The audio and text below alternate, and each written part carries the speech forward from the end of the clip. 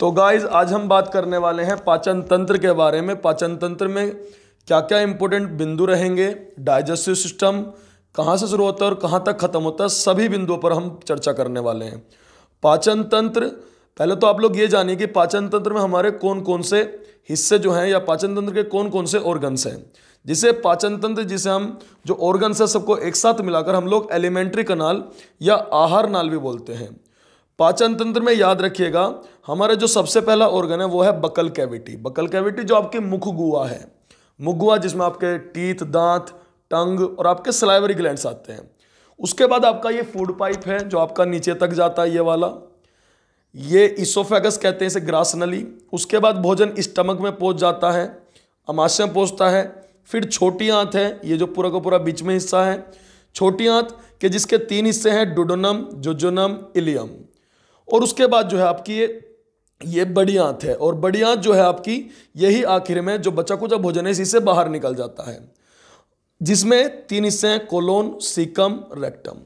तो पाचन तंत्र में हमारे 5 हिस्से होंगे। सबसे पहले बकल कैविटी और मतलब आपका मुख गुहा, देन आपका इसोफेगस, देन आपका आमाशय, देन आपका स्मॉल इंटेस्टाइन, छोटी आंत। छोटी आंत में आप लोग जानोगे यहाँ पर आपका डुोडेनम, जोजुनम, इलियम। डुोडेनम से आपसे 2 हिस्से जुड़े होंगे। डुोडेनम से आप लोग याद रखिएगा, एक तो आपका लिवर भी यहीं पर जुड़ा होगा, यकृत, इसी से ये जो यकृत है आप लोग देख सकते हो जुड़ा हुआ है, और यहीं से पैनक्रियास जुड़ा होगा अग्नाशय से। बड़ी आंत के कोलोन, सीकम, रेक्टम, और रेक्टम से बचा कुचा भोजन जो है एनस के रूप में बाहर निकल जाता है। तो ये हमारा पाचन तंत्र है। अब पाचन तंत्र, एक बात याद रखिएगा आप लोग, पाचन तंत्र जो है एक कैटाबोलिक प्रोसेस है। अब कैटाबोलिक क्या होता है ये हम लोग जान लेते हैं। पाचन जो आपका जो हमारे शरीर में एक चीज होती है मेटाबॉलिज्म, मेटाबॉलिज्म।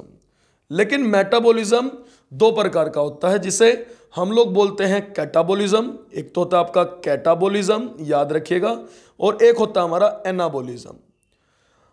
आप लोग याद रखिएगा, जब कोई बड़ा अणु हो, बड़ा कोई मॉलिक्यूल हो और वो छोटे छोटे अणुओं में टूटता है तो उसे हम कैटाबॉलिज्म कहते हैं।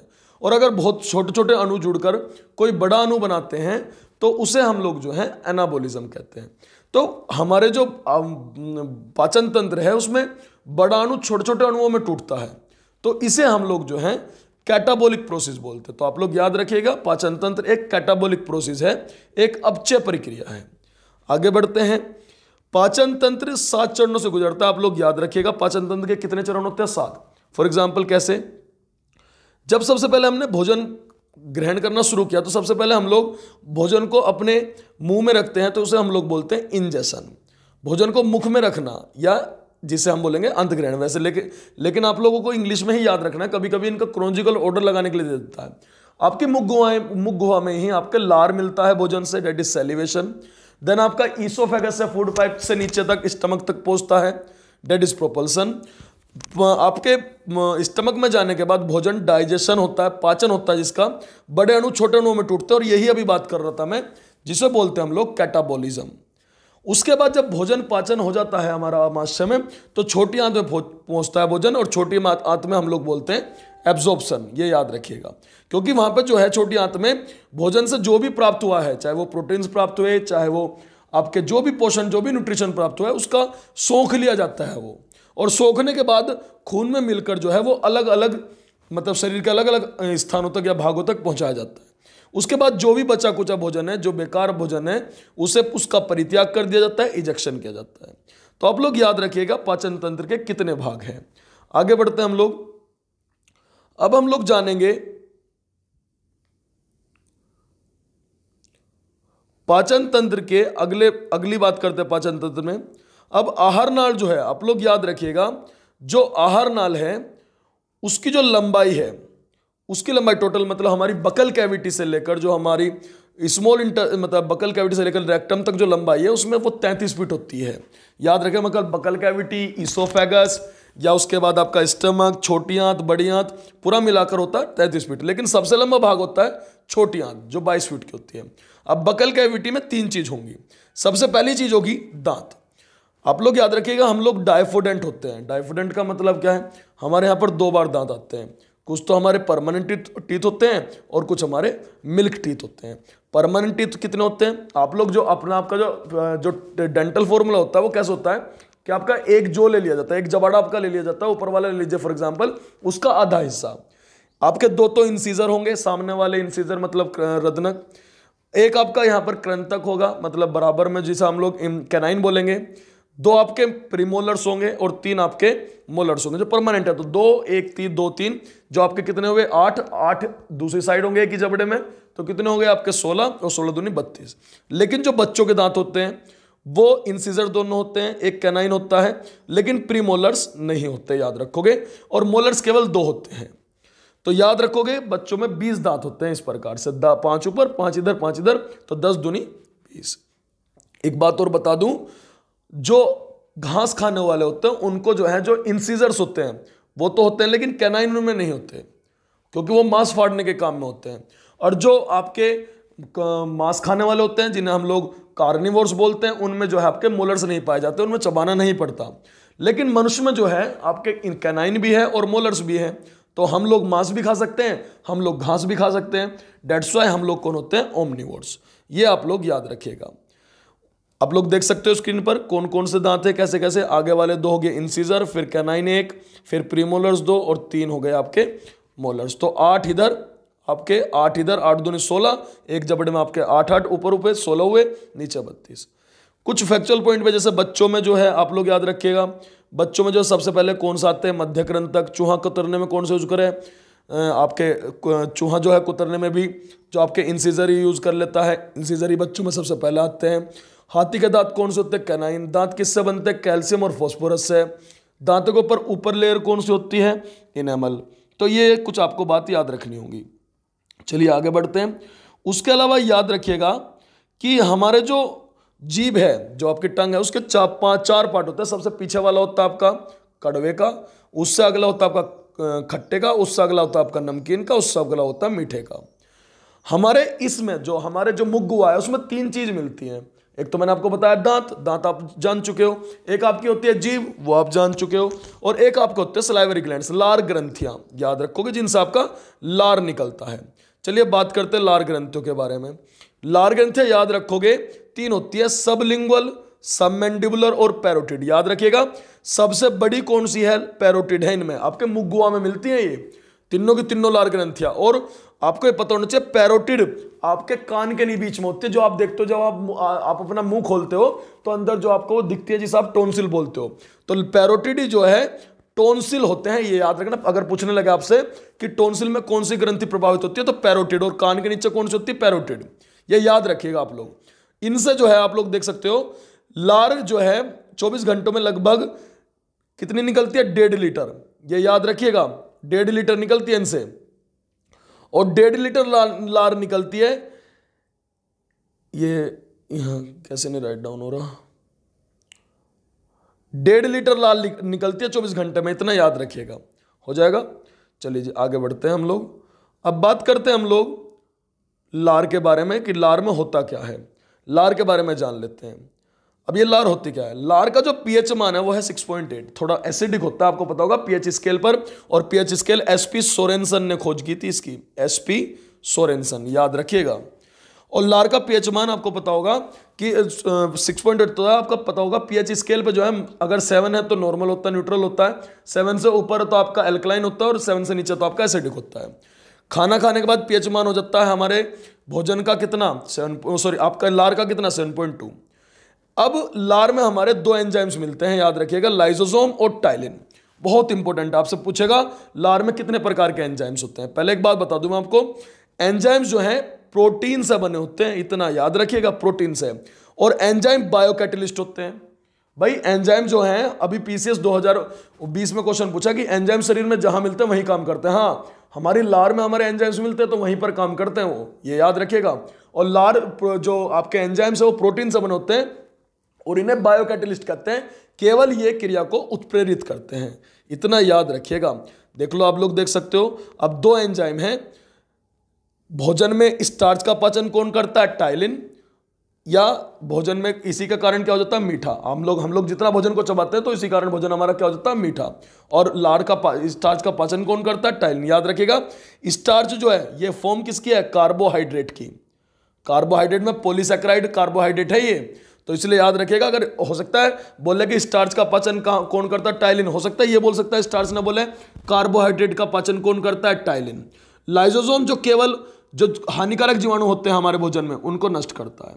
इस प्रकार से लार में केवल हमारे असलियत में यहाँ पे जो आपका स्टार्च है, स्टार्च का पाचन आपके मुख गुहा में ही हो जाता है। अगर आपसे पूछे कि स्टार्च का पाचन कहाँ होता है हमारे शरीर में, तो आप क्या बताओगे, मुख गुहा। एक इसमें कुछ इंपॉर्टेंट फैक्ट है यहाँ पर याद रखिएगा कि अगर ऐसी कोई बीमारी जिसमें व्यक्ति को पता ही नहीं चले मैंने कितना खा लिया, तो उसे क्या बोलते हैं, बुलीमिया। उसके बाद चलिए बात करते हैं आगे। तो मुख गुहा में आपका स्टार्च का पाचन हुआ, उसके बाद जो है भोजन जो है आपके ग्रास नली से नीचे की तरफ जाएगा। ग्रास नली से दो चीज होती है, एक तो आपकी श्वास नली भी यहीं से जुड़ी होती है, एक आपकी इसोफेगस, मतलब जो सबसे ऊपर वाला हिस्सा ना जहां से शुरुआत होती है मुख गुहा से, उसे वैसे फ्रिनिक्स बोलते हैं। इधर जो है लिरिनिक्स है, मतलब जो ट्रैकिया आपका जो श्वास नली है वो, और इधर आपका जो है ये क्या है, इसोफेगस, जो आपके स्टमक में जा रहा है। अब भोजन आपकी श्वास नली में ना पहुंच जाए, बिकॉज श्वास नली में पहुंचेगा तो फेफड़ों में पहुंचेगा, तो उसे कौन ढक के रखता है, एपिग्लोटिस। याद रखना, ये बार बार खुलता रहता है सांस लेने के टाइम पे, बाकी समय ये ढक कर रखता है आपकी श्वास नली को। तो एपिग्लोटिस आपको भोजन को आपके फेफड़ों में या श्वास नली में पहुंचने से रोकता है, इतना याद रखिएगा। तो भोजन इस प्रकार से आप लोग देखोगे स्टमक में पहुंच चुका है, और ये जो प्रक्रिया है जिससे भोजन पहुंचता है स्टमक में, इसे बोलते हैं पेरिस्टलाइसिस। थोड़ा ध्यान दीजिएगा इस बात पर, मतलब ऊपर से इसोफेगस आपका दबता रहता है और नीचे की तरफ खिसकता रहता है। स्टमक में भोजन पहुंचा, स्टमक अगर फॉर एग्जांपल हमने गोल बना लिया यहां पे, तो स्टमक की जो भीतर की दीवार होती है इसे बोलते हैं म्यूकस, और म्यूकस को ये लिखा हुआ यहां पर कि अमाशय की दीवार को HCl से सुरक्षा करता है म्यूकस। और ये जो म्यूकस है ना, क्योंकि हमारी जो भोजन है, सॉरी स्टमक है या अमाशय है, उसकी अंदर की दीवार पर यहां मिलते हैं जठर ग्रंथि। जैसे हमारी लार ग्रंथियां है ना, तो आपकी जठर ग्रंथियां कहां मिलती है, अमाशय में, जिससे 3-4 चीज निकलती हैं। पेप्सिन, ये तो एंजाइम है दोनों, पेप्सिन और रेनिन। HCl एक एसिड है और वाटर होता है 95 to 96%। बाकी आपका HCl हुआ, पेप्सिन, रेनिन हुआ। ये याद रखिएगा, HCl बहुत ज्यादा एसिडिक होता है, 1.2 pH मान होता है। अगर ये स्टमक की दीवार से लग जाए तो भैया स्टमक की दीवार को नुकसान पहुंचा सकता है, छेद कर देता है, लेकिन बचाता कौन है, अमाशय।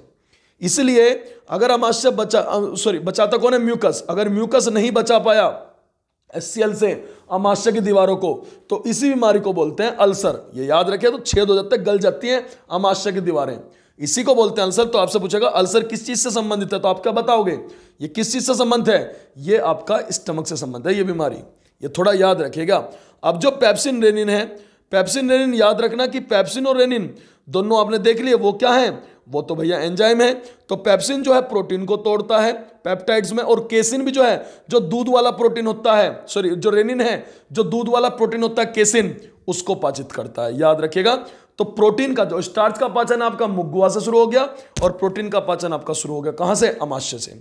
HCl केवल पेप्सिन रेनिन को प्रेरित करता है, और ऊपर से भोजन में जो हानिकारक जीवाणु है उनको क्या करता है, नष्ट होता है, नष्ट करता है। लेकिन याद रखिएगा, अगर HCl ज्यादा बन गया तो एसिडिटी हो सकती है, और एसिडिटी हुई, HCl बना, तो हमने इनो ली, तो इनो ली तो मैग्नीशियम, ये आपका क्या होता है, हाइड्रोक्साइड, और मैग्नीशियम हाइड्रोक्साइड के साथ HCl मिला तो it will be converted into salt and water. थोड़ा ध्यान दीजिएगा इस चीज पर। उसके बाद भोजन पाचित हुआ स्टमक में और पहुंचा छोटी आंत में। छोटी आंत 22 फीट की अभी बात कर ली थी, और इसमें 3 पार्ट है, डुडोनम है जी, आप लोग देख सकते हो, जुजुनम, इलियम। लेकिन डुडोनम से जो पहला पार्ट है, जो शुरुआत हुई स्टमक से, 2 चीज जुड़ी होंगी, यकृत और अग्नाशय। अब यकृत की बात कर लेते हैं, काफी इंपोर्टेंट बात है। यकृत निकालता बाइल जूस, पित्तरस, याद रखिएगा, जो इकट्ठा होता है पित्ताशय में। हमारे जो लिवर होता है ना, लिवर, उसके बराबर में एक छोटी सी थैली होती है जिसे बोलते हैं पित्ताशय, गाल ब्लेडर। तो जो यकृत से, जो आपके लिवर से जो पित्तरस निकलता है, जो बाइल जूस निकलता है, वो कहाँ इकट्ठा होता है, गाल ब्लेडर में, पित्ताशय में। ये याद रखिएगा, क्वेश्चन पूछते हैं, पित्तरस में कोई एंजाइम नहीं होता, कोई भी एंजाइम, याद रखिएगा, ये भी पूछा जा चुका, पित्तरस में कौन सा एंजाइम होता है, कोई नहीं, फिर भी पाचन करता है फैट का। बहुत ज्यादा इंपॉर्टेंट कि पित्तरस में किस चीज का पाचन होता है, फैट का, ये याद रखिएगा। या पित्ताशय, सॉरी, या आपका यकृत किस चीज का पाचन करता है, फैट का, और यही सबसे बड़ी ग्रंथि है आपका यकृत, ये याद रखिएगा। और एक चीज और बता दूं, इसमें जो हरा रंग और पीला रंग होता है, जो बाइल जूस निकलता है, और वो बिलीरुबिन और बिलीवर्डिन के कारण होता है, इतना याद रखिएगा। और आप अगर बिलीरुबिन बिलीवर्डिन ज्यादा बन रहा है, सुन लेना एक बार ध्यान से, मैं बता रहा हूं आप लोगों को। तो पहले इतना समझिए कि पित्तरस जो है लीवर से निकलता है, लीवर सबसे बड़ी ग्रंथि है, उसमें कोई एंजाइम नहीं होता, फिर भी पाचन होता है किसका, वसा का। थोड़ा ध्यान दीजिएगा। तो आपका जो स्टार्च का पाचन हुआ आपके मुखगुहा से हुआ, आपके पेट से आपका प्रोटीन का पाचन हुआ, आपके लीवर से आपका फैट का पाचन हुआ। लेकिन जो लीवर से बाइल जूस निकला उसका हरा रंग और पीला रंग किसके कारण होता है, बिलीरुबिन और बिलीवर्डिन के कारण। ये क्यों जन्म लेती, ये क्यों होता है बिलीरुबिन बिलीवर्डिन, क्यों पिगमेंट निकलता है, बिकॉज आपकी जो है इसमें क्या होता है कि आपकी आरबीसी मरती रहती है और इसलिए उसका वो जो है बिलीरुबिन और बिलीवर्डिन बनता है। लेकिन ज्यादा बन रहा है इसका मतलब आपको क्या हो रहा है, आरबीसी ज्यादा मर रही है, आपके जो है आपका जो शरीर में कुछ दिक्कत आ गई है और इसी को इसलिए जब ज्यादा बनेगा तो आपका शरीर का रंग हरा पीला हो जाएगा, जिसे हम बोल लेंगे पीलिया। तो पीलिया बीमारी किससे संबंधित है, लीवर से, थोड़ा याद रखिएगा। गाल ब्लेडर में थोड़ा ध्यान दीजिएगा, इसमें कैल्शियम ऑक्सलेट के कारण पथरी बन जाती है, अगर मैग्नीशियम लेते हैं तो पथरी नहीं बन पाती। ये पूछ लेता है कभी भी कि गाल ब्लेडर में पथरी का कारण क्या होता है, तो calcium oxalate. Fear of vomiting, जिसे वोमिटिंग से डर लगता है, इसे एमिटोफीबिया कहते हैं। अगली बात करते हैं, तो छोटी आंत से जो ड्यूडेनम है उससे आपका एक तो लिवर जुड़ा हुआ है और एक आपका जुड़ा हुआ है क्या, यकृत, सॉरी अग्नाशय। अब अग्नाशय की बात कर लेते हैं। पहली बात तो इससे पैनक्रियाटिक जूस निकलता है जिसका pH मान 7.5 होता है। इससे दो एंजाइम निकलते हैं, ट्रिप्सिन और सिक्रेटिन। जैसे वहां से आपका स्टमक से आपके दो एंजाइम्स थे जिसमें पेप्सिन रेनिन था, लिवर में कोई एंजाइम नहीं था, लेकिन इसमें ट्रिप्सिन और सिक्रेटिन है। एक बात याद रखिएगा, पैनक्रियाज एकमात्र ऐसा ग्लैंड है जो एंडोक्राइन भी है, एक्सोक्राइन भी है, जिसे हम लोग बोलते हैं ये अंतर्स्रावी भी है और बाह्यस्रावी भी। इसका मतलब क्या है, जो अंतर्स्रावी वो होते हैं मतलब ग्रंथियां होती हैं वो केवल एंजाइम्स निकालती हैं, बाह्यस्रावी हार्मोन निकालती है। तो पैनक्रियाज आपका एंजाइम भी निकालती है, जैसे आप लोग देख रहे हो ट्रिप्सिन और सिक्रेटिन, और ये एक हार्मोन निकालती है जिसका नाम होता है इंसुलिन। इंसुलिन जो आपके ब्लड शुगर को कंट्रोल करता है, इसी को बोलते हैं, इसी के बढ़ने घटने से क्या हो जाती है, डायबिटीज। तो इंसुलिन आपका कहां से निकलता है, अग्नाशय से। पैनक्रियाटिक जूस में जो ये आपके एंजाइम है, बाकी सब पाचन यही करते हैं, तो इसलिए पूर्ण पाचक रस किसे बोलते हैं हम लोग, अग्नाशय रस को। छोटिया ड्यूडेनम में ही बुनर्स ग्लैंड भी मिलते हैं और आंत्र से निकलता है जिससे कार्बोहाइड्रेट और बाकी पाचन हो जाता है। इसलिए हम लोग बोलते हैं कि पूरा पाचन असलियत में भोजन का कहां तक हो जाता है, तो आप लोग क्या बताओगे, छोटी आंत तक। हो गया, आगे बढ़े, बात करते हैं। अब छोटी आंत में पहले ड्यूडेनम पार्ट हुआ, फिर जुजनम हुआ, इलियम जो है इसी में रंसाकुर मिलते हैं जो भोजन से कुछ भी जो इंपॉर्टेंट चीजें हैं, जो भी उससे पोषक तत्व हैं उसे सोख लेते हैं और उससे खून में मिलकर एसिमिलेशन होकर जो आपने सबसे पहले स्टेज देखी थी वो पूरे शरीर में घूम जाता है। बड़ी आंत में भोजन पहुंचता है, सीकम, कोलोन, रेक्टम। ये याद रखिएगा, कोलोन में जो है इकोलाई बैक्टीरिया मिलता है जो आपका पानी सोख लेता है और पानी को अलग कर आपके यूरेथ्रा के द्वारा बाहर निकल जाता है, और रेक्टम से आपका इजेक्शन के द्वारा बचा कुछ आपका पोटी के रूप में बाहर भोजन निकल जाता है। यही हमारा डाइजेस्टिव सिस्टम। अगर आपको कोई प्रॉब्लम है तो आप लोग मुझे कमेंट कर सकते हैं और आप मुझे बता सकते हैं। Thank you.